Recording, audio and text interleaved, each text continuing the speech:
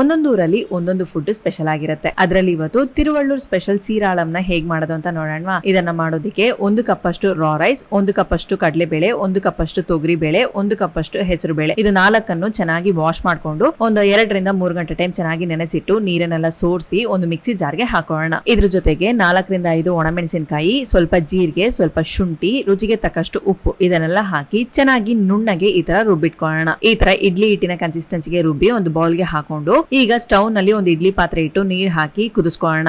ಈಗ ಒಂದು ಇಡ್ಲಿ ತಟ್ಟೆನಲ್ಲಿ ಎಣ್ಣೆ ಸವರಿ ಈ ಹಿಟ್ಟನ್ನ ತೆಗೆದು ಹಾಕಿ ಸ್ಟೀಮರ್ ನಲ್ಲಿ ಇಟ್ಟು ಒಂದು 10 ನಿಮಿಷ ಚೆನ್ನಾಗಿ ಸ್ಟೀಮ್ ಮಾಡ್ಕೊಳ್ಳೋಣ. ಈ ತರ ಚೆನ್ನಾಗಿ ಸ್ಟೀಮ್ ಆದ್ಮೇಲೆ ಸ್ಟವ್ ನ ಆಫ್ ಮಾಡಿ ಬಿಸಿ ಆರಿದ್ಮೇಲೆ ಈ ಇಡ್ಲಿಗಳನ್ನ ತೆಗೆದು ಚಿಕ್ಕ ಚಿಕ್ಕ ಪೀಸಸ್ ಆಗಿ ಕಟ್ ಮಾಡಿಟ್ಕೊಳ್ಳೋಣ. ಈಗ ಸ್ಟವ್ ನಲ್ಲಿ ಒಂದು ಕಡಾಯಿ ಇಟ್ಟು 2 ಟೇಬಲ್ ಸ್ಪೂನ್ ಎಣ್ಣೆ ಹಾಕಿ ಬಿಸಿ ಆದ್ಮೇಲೆ 1 ಟೀ ಸ್ಪೂನ್ ಸಾಸಿವೆ, 1 ಟೀ ಸ್ಪೂನ್ ಕಡಲೆಬೇಳೆ, 1 ಟೀ ಸ್ಪೂನ್ ಉದ್ದಿನ ಬೇಳೆ ಇದನ್ನೆಲ್ಲ ಹಾಕಿ ಸಾಸಿವೆ ಸಿಡಿದ್ಮೇಲೆ ಸ್ವಲ್ಪ ಹಸಿಮೆಣಸಿನಕಾಯಿ, ಸ್ವಲ್ಪ ಕರಿಬೇವಿನ ಸೊಪ್ಪು, ಸ್ವಲ್ಪ ಹಿಂಗು ಇದನ್ನೆಲ್ಲ ಹಾಕಿ ಚೆನ್ನಾಗಿ ಫ್ರೈ ಮಾಡ್ಕೊಳ್ಳೋಣ. ಈಗ ಕಟ್ ಮಾಡಿ ಇಟ್ಟಿರುವ ಇಡ್ಲಿ ಪೀಸಸ್ ನ ಹಾಕಿ ಚೆನ್ನಾಗಿ ಮಿಕ್ಸ್ ಮಾಡ್ಕೊಳ್ಳೋಣ. ಈ ತರ ಚೆನ್ನಾಗಿ ಎಲ್ಲಾ ಕಡೆ ಕೋಟ್ ಆಗೋ ತರ ಮಿಕ್ಸ್ ಮಾಡಿದ್ಮೇಲೆ 1 ಕಪ್ ಅಷ್ಟು ತೆಂಗಿನಕಾಯಿ ತುರಿನ ಹಾಕಿ ಚೆನ್ನಾಗಿ ಮಿಕ್ಸ್ ಮಾಡಿದ್ರೆ ತುಂಬಾನೇ ಟೇಸ್ಟ್ ಆದ ತಿರುವಳ್ಳೂರ್ ಸ್ಪೆಷಲ್ ಸೀರಾಳಂ ತಯಾರ್. ಇದು ಈವ್ನಿಂಗ್ ಟೈಮ್ ಸ್ನಾಕ್ ಆಗಿ ಮಾಡಬಹುದು. ತುಂಬಾನೇ ಚೆನ್ನಾಗಿರುತ್ತೆ. ಖಂಡಿತ ಟ್ರೈ ಮಾಡಿ. ಹೇಗಿತ್ತು ಅಂತ ಕಮೆಂಟ್ ಬಾಕ್ಸ್ ನಲ್ಲಿ ಕಮೆಂಟ್ ಮಾಡಿ. ಸೊ ಈ ವಿಡಿಯೋ ಇಷ್ಟವಾಗಿದ್ರೆ ಲೈಕ್ ಮಾಡಿ. ಫುಡಿ ಕನ್ನಡನ ಫಾಲೋ ಮಾಡಿ.